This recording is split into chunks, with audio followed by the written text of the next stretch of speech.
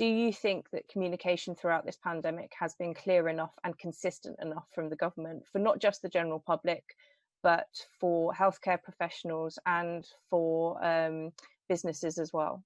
Messaging is absolutely essential. And again, we saw this from East Asia, because you have to take the public with you. The public will comply, not because they're forced to or because they're military on the street, because they want to.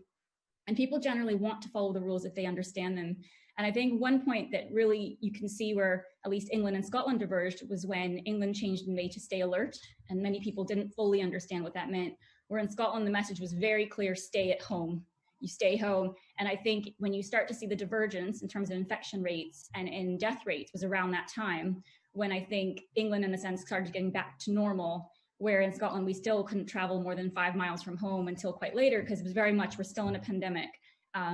Follow the rules, it's in our collective interest. And the messaging also being around face coverings, which were brought in, because it was so clearly communicated.